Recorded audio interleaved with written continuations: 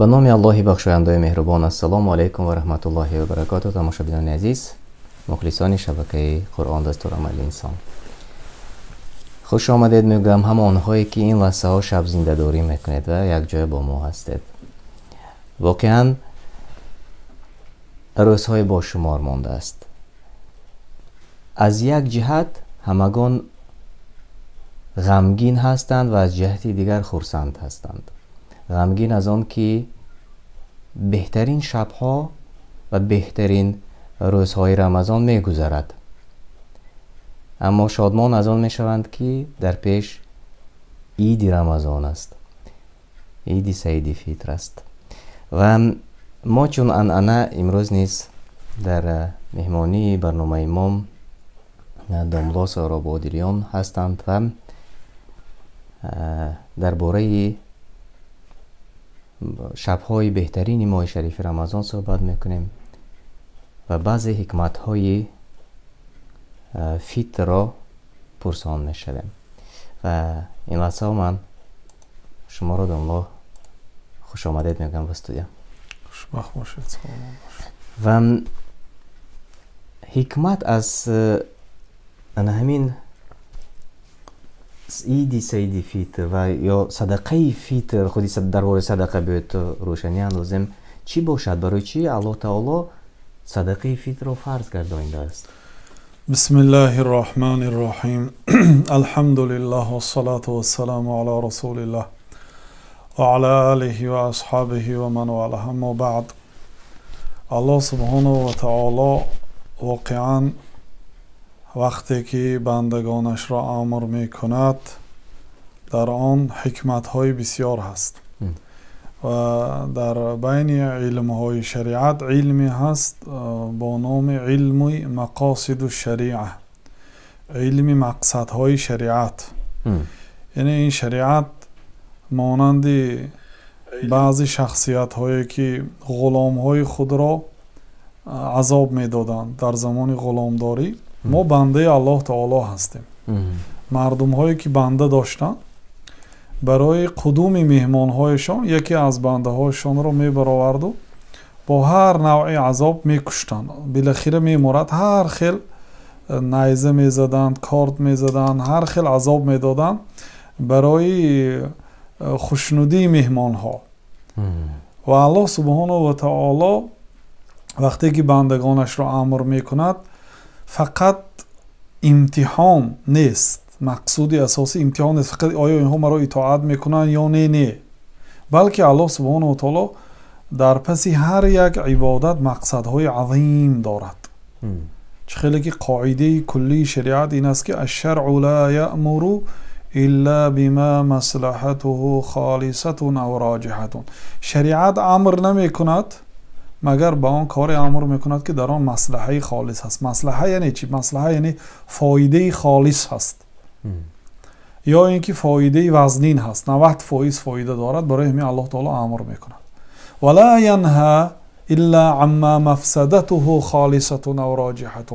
شریعت از یک گناه من نمیکند مگر در آن 100% ضررش است. مثلا در دین یهودیت این گناه نبود. فبما الله تعالی گفت که فبظلم من الذين هادوا حرمنا عليهم طيبات احلت لهم. بسبب ظلم یهودی ها ما برای آنها چیزهای حلال را حرام کردیم.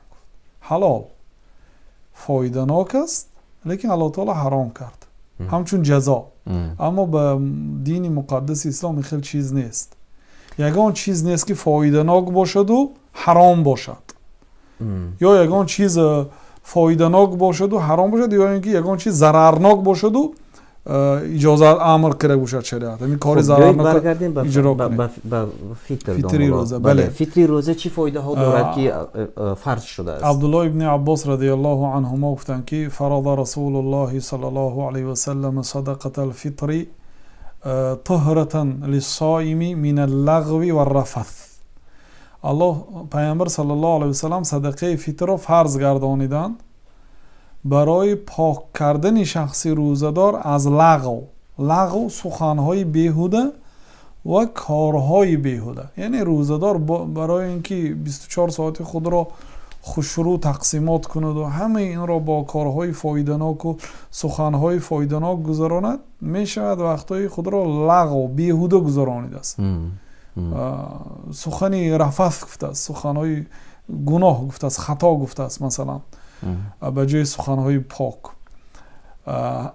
صدقه فطرش سبب پاک گشتن یعنی همین کمبودی ها می شود و طعمتا للمساکین و این طعام برای مسکین ها می شود. یعنی این فایده دو جانبه فایده هست. آدمی که صدقه فطر رو میبرد گناهاش بخشیده می شود، روزش پر نقصان، روزی که نقصان داشت بتون می شود، مکمل می شود و شخصی مسکین برخوردار می شود. الان در دنیا 2 میلیارد مسلمان است. با چخیلی که میدانیم به کودکای نوزاد، حتی کودکایی که در شکم مادر است برآوردن مستحب است. 2 میلیارد صدقه فطر. 2 میلیارد مسلمان اگر مثال حساب میانه اگر یک صدقه فطر $5 گوییم، من امروز خودی مفتیات تاجیکستان 80 سامان جدا کرده است طبق میز، همون هم 2 کیلو جدا کرد. اگر 3 کیلو حساب میکرد شاید 120 سامان میشد، یعنی $12 تقریبا. من اروپا چند جدا کرد؟ $8 تقریبا 8 صدقه فطر $8. اگر ما حساب میانه گیریم $5 گوییم، نه نرخی مویز و نه نرخی گندمی که ارزان است، نرخی برنج مثلا، با آن آدمی که خودش کمبغل است میتواند نرخی جو و گندم برآورد. آدمی که دارا هست نرخی مویز، نرخی خرما و زیادتر برآورد. آدمی که معتدل است نرخی برنج برآورد. مثلا در اگر قیمتش گیریم برنج میان است، اگر برنج که حساب کنیم $5 است برای یک آدم. اگر 2 میلیارد مسلمان $5 برآورند، $10 میلیارد روز عید به مسکین ها و فقیر ها علل خصوص تقریبا آنها 50 میلیون هستند. اگر در بین مسلمان ها 50 میلیون مسلمان فقیر هست، یعنی خیلی دستگیری می شود. غیر از اینکه زکات گرفتن مثلا باز صدقه فطر حال آنها را بهبود میگرداند، آنها خرسند میشن، روز عید فرزنداشان خرسندی میکند، شاید لباس میخرند، طعامی با لذت میخورند، خرسند میشوند و گناهی آدم هایی که روزه داشتن بخشیده میشد و روزه هاشان صحت سلامت میشود. پاک میشود. و دوملا یگان در تاریخ یگان زمان یا دوره بود که مثلا همین نیاز به صدقه فطر نشده باشد یا نیاز به زکات نشده باشد، چون ما میدانیم که در تاریخ هست که خلافت مثلا شریعت اسلام خوب پایدار بود.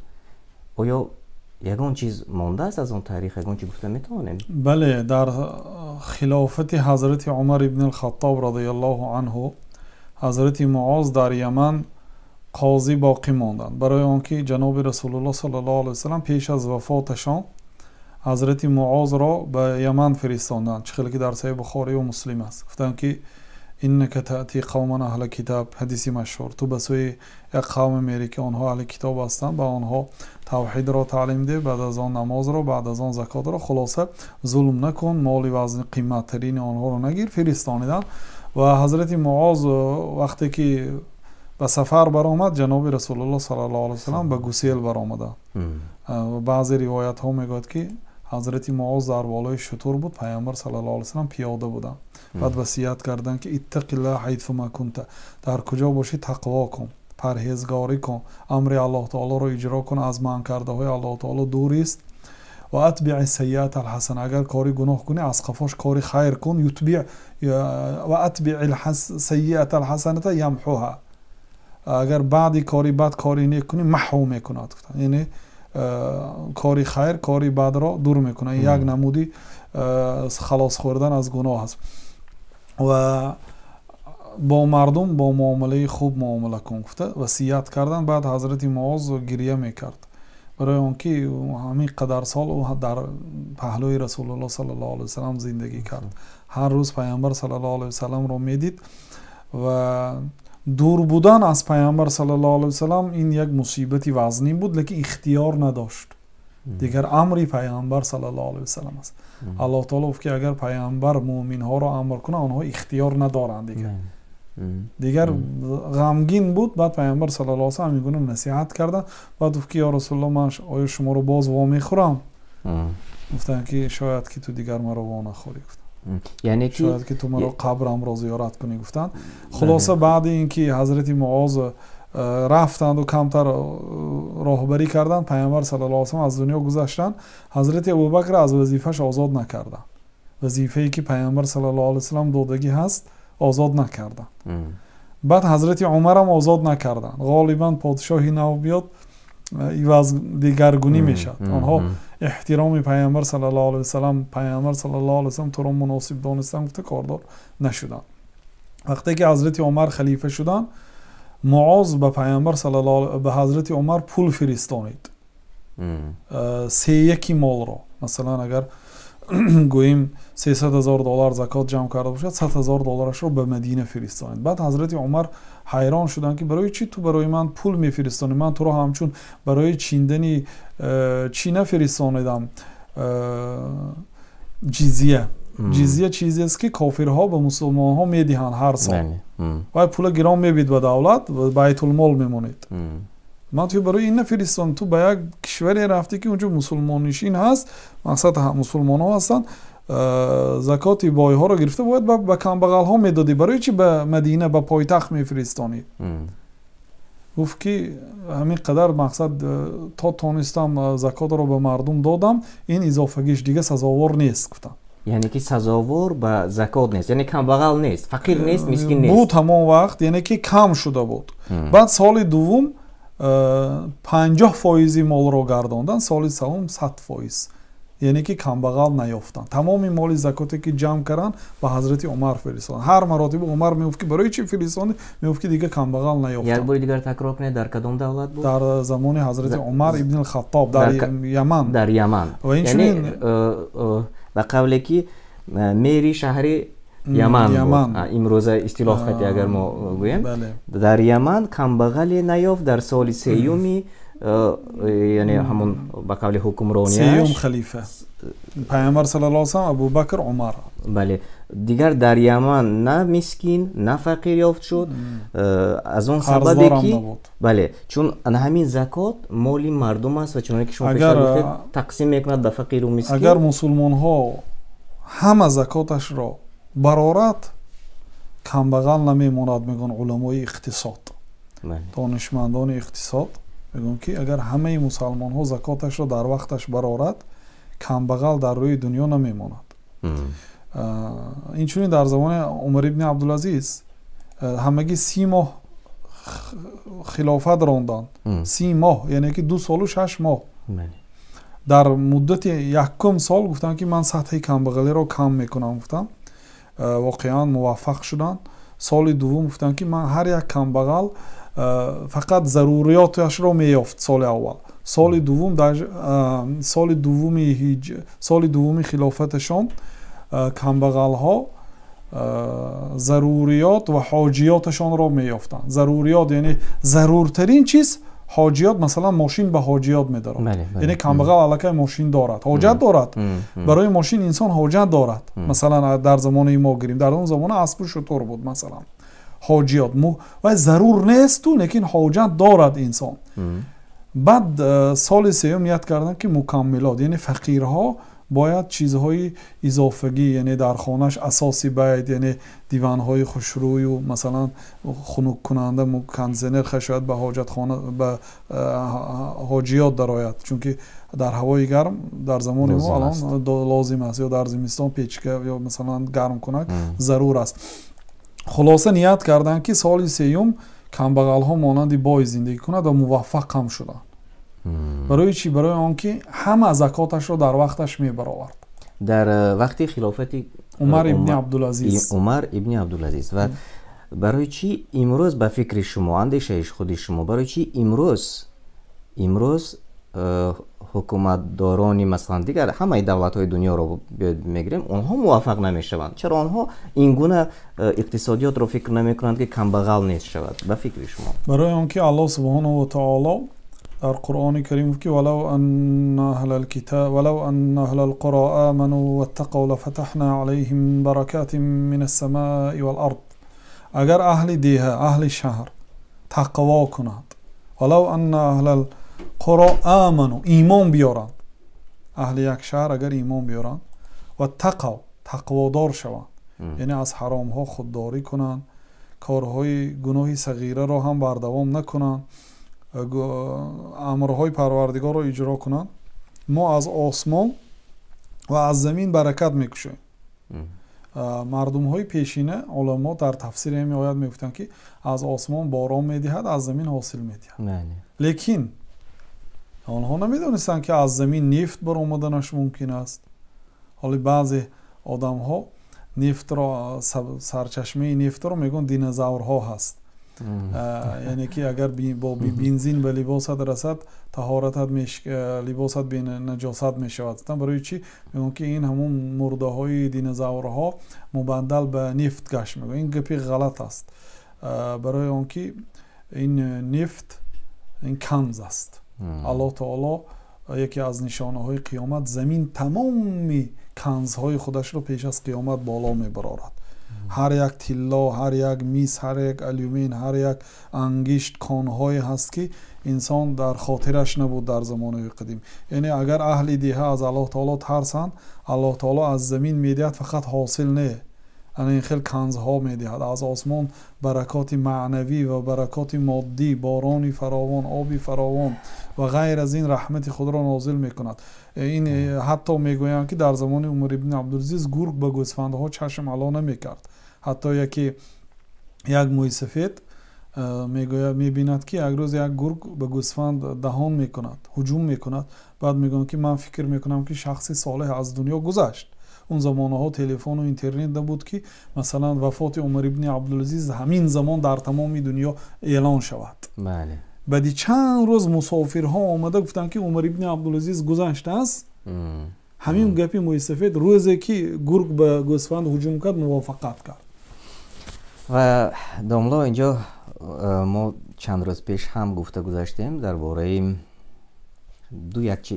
دو چیزی که مقایسه کننده است من انمان را یک بار مقایسه کنم و بعدا تحلیلش را از شما خواهش میکردم چون ببینید ما گفتیم که به بینماز زکات و همچنین فطر روزه داده نمیشود یعنی شما اینو گفته گذاشتید در برنامه های قبلی در زمانی گذشته باشد وقتی که حکومتداران خلافت بود آنها برعکس از آنهایی که نماز نمیخواندند جزیه میگرفتند و آن را به آنهایی که مسلمان هستند به آنها تقسیم میکردند یعنی که اون وقت مسلمان که گفته شود مسلمان هم ارکان اسلام رو اجرا میکرد و امروز اکنون دیگه سوال ها بین مردم پیدا شده است که برای چی داملا میگوید که به شخصی بینماز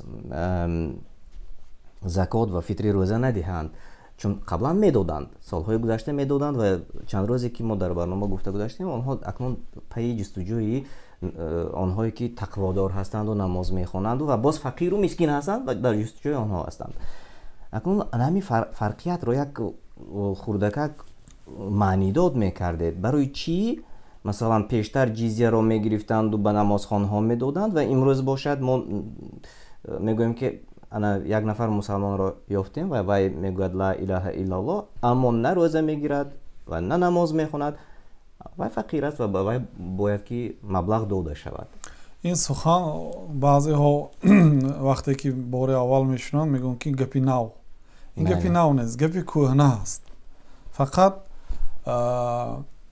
نه همه وقت بعضی گپ ها را گفته میتواند یعنی معنی اینه ندارد که این دیگرها نمیداند نه اینا میداند شاید گفته نمیشد مثال در داخل کشور گفتن مشکل بود مثلا نمیگفتن این یک دیگر اینکه خودی شخصیتی که مسلمان همان گفته دعوا میکند و نماز نمیخواند تا 600 سال اسلام نبود یعنی پیامبر صلی الله علیه و سلم پیغمبر شدن از دنیا گذشتند 600 سال از بین برفت در بین این 600 سال نبود یک شخصی که من مسلمان گوید و نماز نخواند یعنی که اسلام که قبول کردن با تمام نماز رقم یک است بعد شهادت داده اسلام که قبول کرد باید هر شبانه روز اجرا کند یگانه چیزی که مسلمان حتی در بعض حدیث ها آمده است که اولین صفت مسلمانی که از مسلمان برداشته میشه دی امانت آخرین صفتی که از مسلمان برداشته میشد نماز. بعد این دیگر از دینداری دیگه چیزی نمیموند در انسان گفتن. آخرین صفتی که مسلمان دارد نماز است.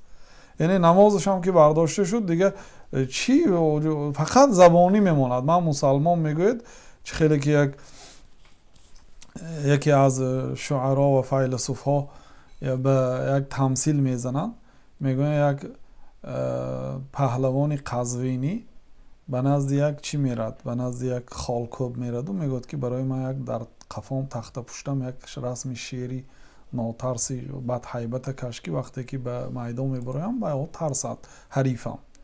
بعد خوب شده است میگوید و استاد است به سوزن میگیرد و به یعنی نکال که گویم این عمل در شریعت حرام است. بعد به کشیدن سر وقتی که سوزن میزنه داد میگوید پهلوان، میگوید که از کجاش سر کردی؟ میگوید از سرش. خیلی میگوید از دیگر جاش سر کن، مقصد در کرد آخر این طرف در کرد، اگر سری شیر در بالا باشد از دیگر جا شروع کن. میگوید از گوشش سر کردم، میگوید بی گوش هم میشد. بعد از دیگر طرف سر میگوید، بعد چند ضربه میزند دیگر داد و فیقانش با بلند میشه. از کجا سر کردی؟ میگوید از دومش. امام میگوید شیر بی دوم هم میشد. میگوید بعد از دیگر جاش سر از پای پیشش سر میکند که باز همین چندین سوزن که زد دیگه طاقت نمیاد. از کجا سر کرد؟ از پاش بی پای هم میشد. چندین مراتب هم خیل میکند. بعد بر زمین زد سوزناندم استاد دیگه غضب کرد و سوزن برداشته زد، گفت که شیری بی دوم و سر و اشکم کدید، این چونین شیری خدا کی آفرید. یعنی این شیر نیست در دنیا که سرش نباشد، دومش نباشد، اشکمش نباشد، پاش نباشد، که نامش با شیر باشد. یعنی اسلامی که با زبان این مقصود با همین چیز آوردن. من مسلمان گوید و نماز نخوانید، من مسلمان گوید و روزه ندارید، من مسلمان زکات نمیتید، من مسلمان میگو حج نمیگو. یعنی این خیلی مسلمان کی دیده است در تاریخ؟ خلاصه بعدش 800 پیدا شد. روز از روز وقتی که مسلمان ها ضعیف می شدن. خیلی خوب نبود. تماشابینان عزیز، می توانید زیر چت اگر سوال ها مربوط به فطری روزه به زکات داشته باشید نوشته کنید. انشالله به بعضی از سوال های شما خواهش میکنیم که دانلو جواب گفته باشند. مرحمت شما سوال هایتان را نوشته کنید انشالله. و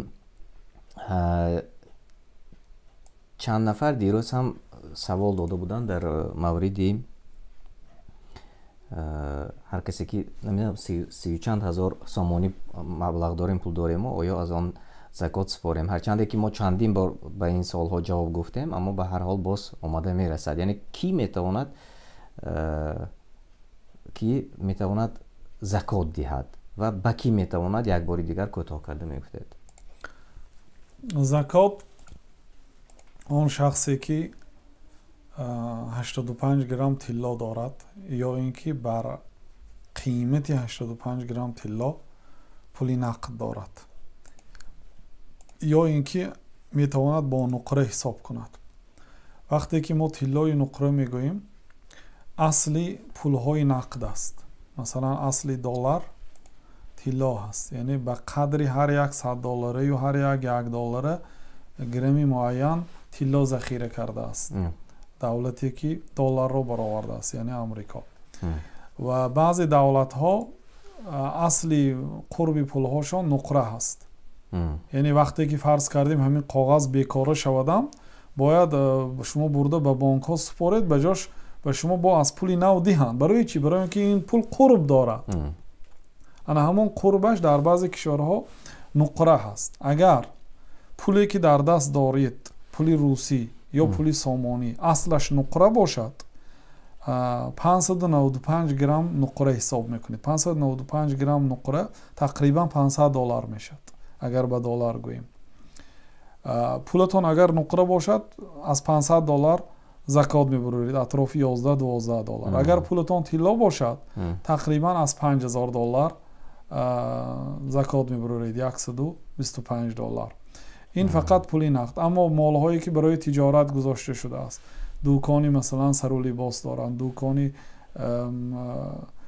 مثلا سرولباز یا طعام یا مواد ساختمانی یا هر چیزی که دارن همان رو حساب میکنن و این رو هم به پول نقد حساب میکنن. قرضی که در دست مردم است حساب میکنن. این زکات طلا، نقره، پول نقد و زکات مالهایی که برای فروش گذاشته شده است، اینا همش یک جا میکنن و از این 2.5 فایز میدن. برای چی یک جا میکنن؟ برای اینکه زکات این چیزها باید پول نقد باشد. برای چی ما زکات رو در مثلا این موضوع زکات رو در آخر رمضان مطرح میکنیم داملو؟ برای چی زکات؟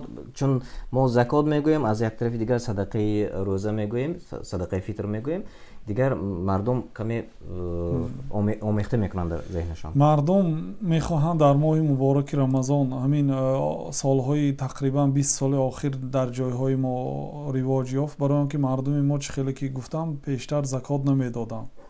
حتی بعضی پولدارهای کلان 20 سامان زکات میدادن از عمومی مالهاشون. همین خیلی فکر میکردن. برای اینکه ما هم در ایامی که طالب علم بودیم، سالهای 95 96 داملاها برای ما کتاب زکات و کتاب حج درس نمیدادن. استادان ما و حتی استادان ما در تاجیکستان کتاب حج و زکات نخواندن. استادانشون میگفتن که کتاب طهارت میخونید، فقه خوانید، بعد کتاب نماز میبیاد. کتاب نماز ها، کتاب جنازه هم کتاب نماز است. بعد کتاب زکات میبیاد، کتاب زکات نمیخوانیم میگفتن. برای چی؟ برای اینکه در تاجیکستان زکات میدادگی آدم نیست. واقعا نبود. یا باشدم زمانی شوروی بود، مردم پولاشون پنهان میکردن، بای بودنشون مخفی میکردن برای اینکه کشیده میگرفت آخر. بعد حج از تمام زمان شوروی، از 15 جمهوری 15 کس حج میرفت، کارمندان مخصوص، یعنی مسلمان ها به حج نمی رفتن. برای همین یعنی مسلمان های عادی در نظر دارید. بله، 15 نفر هر یک جمهوری یک نفر می رفت، بعضی مفتی ها، بعضی کارمندا. مقصد کتاب روزه و کتاب حج رو درس نمی دادن و به کتاب نکاح می گذاشتن. خیلی نکاح که هست دیگر احکام نکاح رو باید دانیم. موضوع جالب است و موضوع ضروری است. از همش گویا که از همش بالاتر است. واقعا یک داملای کلانسال در حج وقتی که کودک ها رو دید، همین چیز رو یادآوری کرد که در زمان ما در زمان شوروی میخوندیم و ما استادان ما کتاب حج و زکات تعلیم نمیداد. من امروز میبینیم که کودک ها حج آمدیان، گفته اون سالا اجازت بود، خرسند شده بود. لیکن وقتی که ما هم فکر کردیم، اگرچه جوان بودیم، ما هم درس نخوانده بودیم در تاجیکستان، زکات و حج رو استاد ما درس نداده گذاشتن. بعد وقتی که مدینه رفتیم بعد خوانیم. برای چی؟ برای اینکه مردم نمیدادن، نداشتن هم. بعد اینکه شوروی تمام شد و مردم به تجارت گذاشتند و کمتر صاحبی مال شدند و بعضی علمدارها خوانده آمدند و به مردم فهمانیدند که زکات است، بعد مردم به برآوردن شروع کردند و غالبا به مردم ما به رمضان میدادگی شدند تا اینکه یعنی فضیلتی زمان علال خصوص دهه آخر، یعنی در همین شبهای مبارک دوچند ثواب گیریم افته همین داده. اصلش الا اگر خواهید دهه اول ذوالحجه هم بسیار 10 روزی مبارک است. در اول ذوالحجه یا عموما اصلا زکات کدام روزی که به شما فرض شد همان روز باید دید. یک مثلا در ماه صفر شما مالتون به نصاب رسید، سال آینده در ماه صفر میدهید. ما در ماه مثلا شوال اگر به نصاب مالتون رسید شوال میدهید. همین گونه چه خیلی که بارها تاکید کردیم، فقط با سال شماری هجری قمری حساب میکنه. برای اینکه اگر با سال شماری شمسی میلادی حساب کند 11 روز حقی کم بغل رو دیر میدهد. خیلی خوب، و بیاید به سوال‌های مردم گذاریم. اینجا سوال‌ها بسیار، فقط کوتاه جواب میگویم. انشالله دلیل‌هایش رو در برنامه‌های قبلی شما گوش کردید یا اینکه اگر گوش نکرده باشید مرحمت داخل شوید و از برنامه‌های قبلی ما گوش کنید. اینجا نوشته کردند ما در شهرهای روسیه زندگی میکنیم، چقدر مبلغ برای فطر روزه جدا کنیم؟ التماس جواب گویید. 100 روبل به فکرم روسیه جدا کرد. خیلی شما بینید اگر شرایطتان وسیع باشد 3 کیلوگرم مایز را حساب کنید. اگر شرایطتان معتدل باشد 3 کیلوگرم برنج را حساب کنید. اگر شرایطتان وزنی‌تر باشد 3 کیلوگرم گندم یا جو را حساب کنید. تماشاگران گرامی، نرخ همون.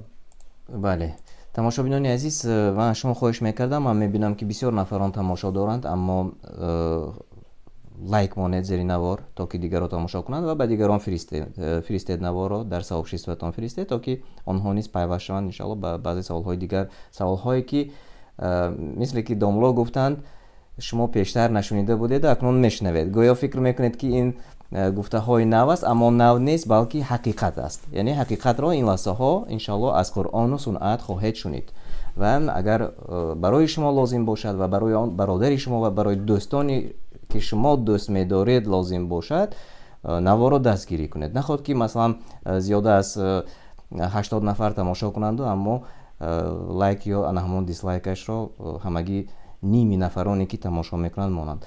ва аз ин хотир дастгирӣ кунед то ки дастгирӣ шавед, яъне шумо низ баракат ёбед иншалло, аллоҳ подоши некатон диҳад. ва инҷо саволи дигар омода расидааст домло, зан аз шавҳараш пинҳонӣ садақа кунад, садақааш қабул мешавад?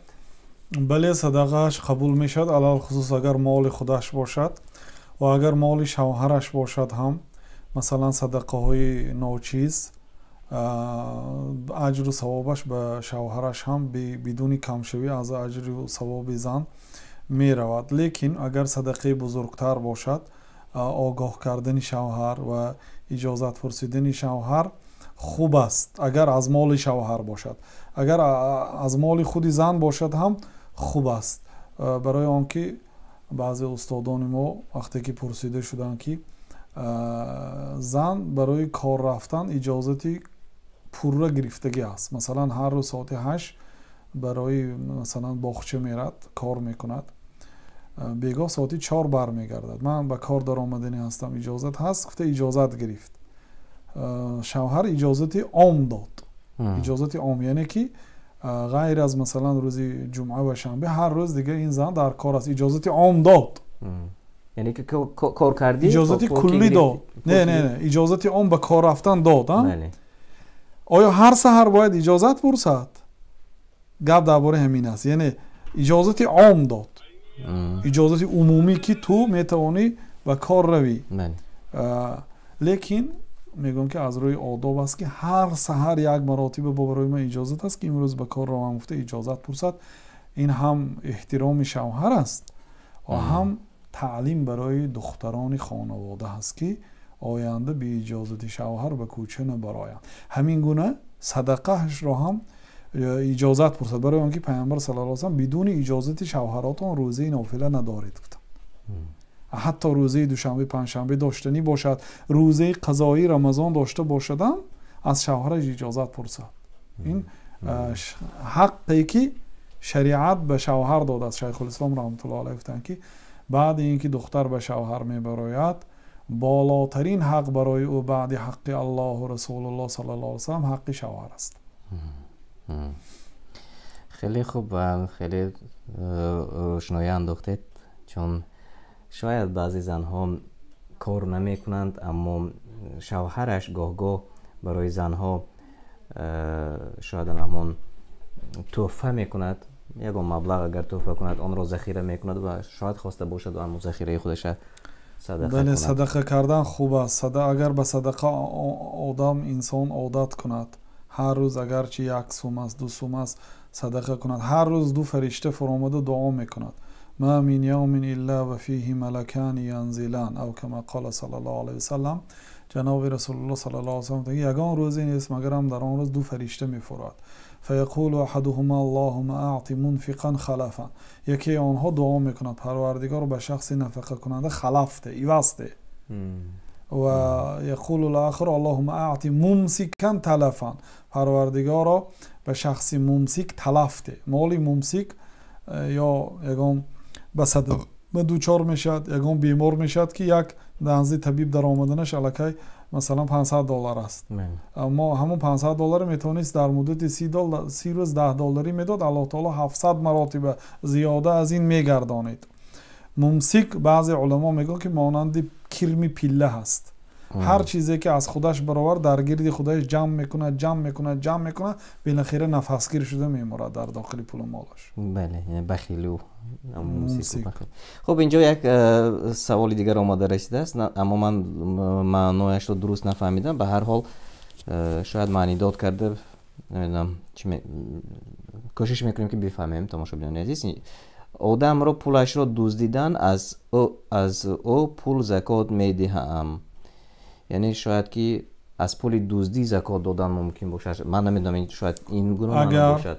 به یک انسان پول زکات واجب شده باشد، مثلا باید روزی 15 رمضان زکات میداد، او نداد، گفت که خیر در دهه آخر میتیم، گفت وقتش آمد و نداد، تأخیر بگذاشت.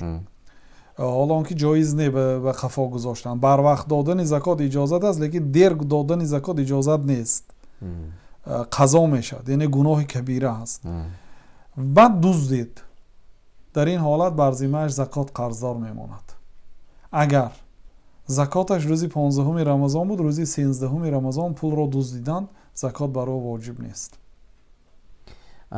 یک بار دیگر، اگر که پولی زکات میداده اش را از وی دزدیدن پیش از آن که زکات را بدهد، به وی واجب نمیشه. وقتش رسیده بود، وقتش رسیده بود نداد، بعد این دزدید کسی، قرضدار میماند از زکات، برای اون که وی باید میداد نداد. لیکن حالی وقتی زکات نرسیده اگر مالش رو دزداند، مالی که باید زکات رو میداد از همون مال و مالش از نصاب که فرامد، زکات نمیدهد. مثلا همگی $5000 داشت، همش دزدانید، زکات نمیدهد. لیکن اگر وقتش آمد و نداد و بعد دزدیده باشن، این از زکات قرضدار میماند. خیلی خوب. یک سوال دیگر آمده است. من از روی تلفن نماز میخوانم، آیا درست است؟ بله، در ابتدای امر اگر نماز میخوانده باشید از روی تلفن درست است. خب یک سوال دیگر، ختم قرآن کردن در حق شوهر زنش کند جایز است؟ شوهرش قرآن خوانده نمیتواند، در آخر در حقش دعا کنید. عملی بدنی از نام دیگر کس نمیشه. شما میتونید از نام شوهرتان صدقه کنید، عملی مالی رو میتونید. خیلی که انسان میتواند مثلا پولی پرداخت اجاره خیشش را یا تبارش را دهد، پولی برقش را دهد، مثلا پولی لباسش را دهد، لیکن نمیتواند که به جاش طعام خورد. نمیتونید به جای شوهرتان خواب روید، بیاد به جای تو هم من خواب کنم، تو مثال کار کن، نمیشود. ولی عملی بدنی خلاصه کلام از نام دیگر با اجماع علما کسی از نام کسی نماز خوانده نمیتواند. فقط در قرائت قرآن اختلاف کردن، لیکن علال خصوص این کس شخص زنده را در نظر دارند، درست؟ از نام زنده. فقط شما میتوانید وقتی که قرآن که ختم کردید شما به الله تعالی نزدیک میشوید، دعای شما به قبول شوی نزدیک است. در این حالت شما در حق شوهرتان دعا کنید، نماز خوانید، در سجده ها در حق شوهرتان دعا کنید، لیکن نماز رو به شوهرتان نبخشید. قرآن رو از شخصی از نام زنده خواندن اجازت نیست، از نام مرده اختلاف است و همون هم قول صحیح باید نخوانید. لیکن اگر قرآن خرید، کتاب قرآن رو به پولتان خرید و به کمبغل ها به طالب علم قرآن خیر کنید تا اینکه آنها قرآن خوانند، بعد ثوابش میرسد. فهمو. و یک چیز بسیار معمول شده است، میگویند که خودش قرضدار است و خیر میکند. باز یک مسئله دیگر رو نیز میارند، من باید اون مسئله رو نمیگویم. به همین مانند سوال هم آمده رسیده است از تماشابینی ما، گفتند که آیا قرضدار میتواند خیر کند؟ بله، قرضدار میتواند خیر کند، برای آنکه خیر سبب میشود که قرضش ادا شود. علل خصوص یا آدمی که مثلا $100,000 قرض دارد و خیر و سخاوتش عبارت از 50 سامان 100 سامان است. و 100 سامان که قرضش هم صاف نمیشود، لیکن وقتی که یک گرسنه رو سیر میکند احتمال است که دعا میکند، برای آنکه و این چون امر شریعت است. الله تعالی میگوید که به من قرض دهید، اضافه کرده میتیم. وقتی که حاضر تمام تجارت ها قریب 2-3% شده است، یعنی به $1000 اگر بار بیارید $1050 میشد، پیشتر 1100 میشد، 10% ماند. اگر $1050 یعنی $1000 تون $50 کار میکنید، تصور کنید. لیکن شما وقتی که $1 خیر میکنید کمش $700 عوض میبیاد. الله تعالی که مثل الذين ينفقون اموالهم في سبيل الله كمثل حبة انبتت 7 سنابل في كل سنبلة 100 حبة والله يضاعف لمن يشاء والله واسع عليم. مثال آنهایی که در راه الله تعالی خیر میکنن مانند یه دانه است. اون دانه رو به زمین کشت کردید، از آن دانه 7 خوشه برآمد، هر یک خوشه 100 دانگی دانه دارد، یعنی 700. بعد الله تعالی که الله تعالی به کسی خواهد اضافه تر میدید از 700 هم. بعد که والله واسع علیم، ملک الله تعالی وسیع است. یعنی این خیلی تجارت نیست. شما چه خیلی که قرض صاف میکنید، باید یک تجارتی داشته باشید که فایده کلام بیارد تا اینکه قرضهایتون رو دهید.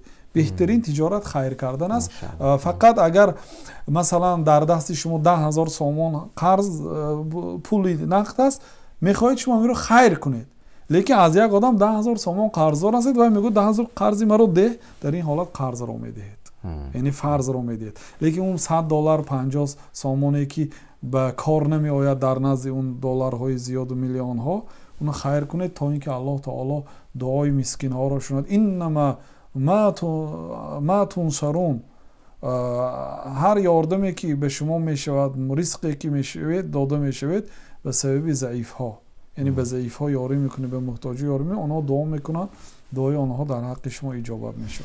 خب بیایید یک دو سوال دیگر رو کوتاه میگیریم چون وقتی نماز بامداد میشود در جای ما اینجا.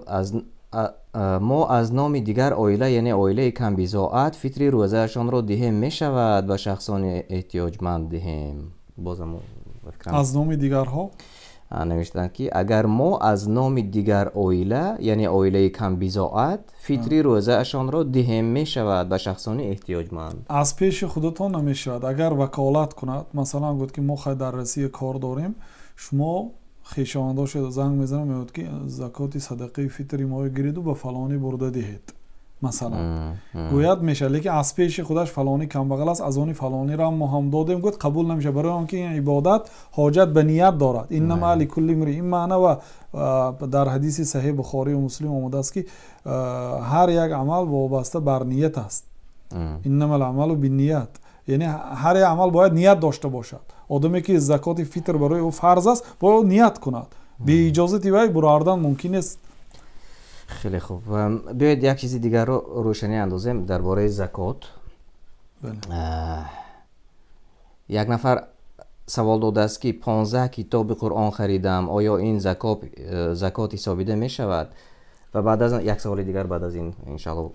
خریدن کتاب اگر برای طالب علمانی که قرآن خریدن نمیتونن، اونها طالب علمانز میخوان علم از خود کنند و کتاب خریدن نمیتونند، یعنی درست است، برای اینکه این به گروهی و فی سبیل الله میدارد. این مذهب مالک است، مذهب امام احمد است و مذهب طایفه از علما هست که شیخ الاسلام تیمیه میگوید به طالب علم برای کتابش از زکات خریده دادن اجازه است، برای اینکه وای کتاب را خوانده به مردم معنی داد میکند، فرض کفایه از مردم ساقط میشود. یک چیز دیگر، آیا از حساب زکات مسجد ساخته می شود؟ مسجد ساختن در قول اکثر علما جایز نیست. شما کن وقتی که صدقه فطر با صدقه فطر مسجد ساختن ممکن نیست، تصور کنید چی جایی مثلا کوچه درست کردن و دیگر کارها، این صدقه فطر جاش الله تعالی معین میکند. به صندوقچه های مسجد هم پرتافتن و درست است، برای اینکه احتمال بعد نماز عید میکشایند صدقه شما دیگه قبول نمیشد، شما گناهکار میشید که به جای لازمی نسپاریدید.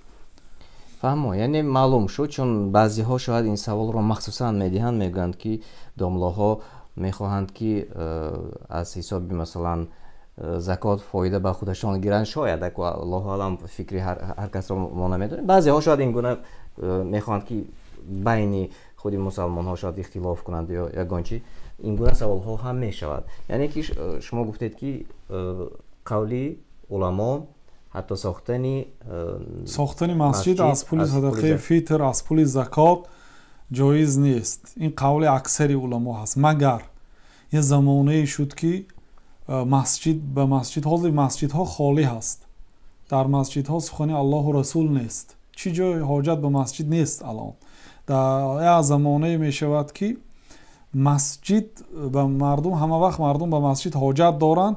هیچ کسی نیست که مسجد سازد از پول الهی خودش. برای مسجد اجر الهی اعلان شده است. من بنا لله مسجدا بنا الله له بیتا فی الجنه. کسی در راه الله مسجد میسازه، الله تعالی برای او در جنت قصر میسازه، حتی اگر چنده که مانند جای تخم کبوتر باشد.